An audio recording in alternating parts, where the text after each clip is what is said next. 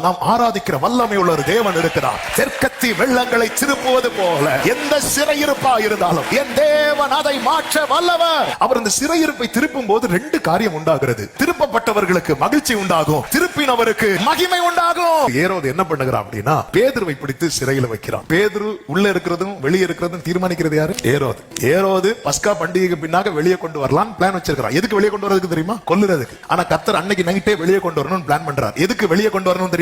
சொல்றதுக்கு. சாத்தான் உங்களை கொல்லுறதுக்குன்னு பிளான் போடும்போது நீங்க அவர் நீதியை சொல்வதற்கு கர்த்தர் பிளான் வச்சிருக்கிறார். 4 வகுப்பு பாதுகாப்புக்குள்ள பேதுரு இருக்கிறான். தூதன் வந்து அங்கே நின்றான். அவன் பேதுருவை தட்டி எழுப்புறான். இந்த தூதன் இந்த இரவு வரலன்னா நாளைக்கு ஏரோது வந்து நின்று பேதுருவை தட்டி எழுப்பி இருப்பான். சத்துருவின் கை உன்மேல் படுவதற்கு முன்னே கர்த்தருடைய கிருபை உன்னை தொடும். காவல் காத்து கொண்டிருந்தார்கள். ஆனா அவங்களுக்கு தெரியல. அவங்க பார்வையில இன்னும் பேதுரு எப்படிதான் இருக்கிறான்? தூங்கிட்டு தான் இருக்கிறான். உங்களால எழும்பி தேவ சமூகத்துல உட்கார முடியுது, நீங்க காவல கடக்குறீங்க. பைபிளை வாசிக்க முடியுதுன்னா காவல கடக்குறீங்க. இன்னைக்கு நீங்க பிரச்சனைக்குள்ளதான் இருக்கிறீங்க. ஆனா ஜெபிக்க முடியுதுன்னா நீங்க ஒரு காவல கடந்துட்டீங்கன்னு அர்த்தம். முதல்ல உன் சங்கிலி உனக்குள்ள இருக்கிற கட்டெல்லாம் விழணும். நம்ம தூரத்துல இருந்து பார்த்துட்டு இருக்கிறோம். அது இரும்பு கதவு, நம்மளால திறக்க முடியாது. உள்ள பல சிறையிருப்பை வச்சுட்டு நீங்க தள்ளுனாலும் இந்த கதவு திறக்காது. ஆனா அந்த ரங்கத்துல ஒரு மனுஷனுக்கு விடுதலை கிடைச்சிட்டுன்னு வைங்களேன், தள்ளி திறக்காத கதவுகள் எல்லாம் தானாய் திறக்கப்பட போகிறது. இதற்கு கண்ணீரின் ஜெபம் அதிகமாய் கை கொடுக்கும். கண்ணீரோடு விதைக்கிறவர்கள் கம்பீரத்தோடு அறுப்பார்கள். கண்ணீரும் விதையும். விதைனா என்ன தெரியுமா? வசனம். ஆண்டவர் நம்ம பண்ணின வசனத்தை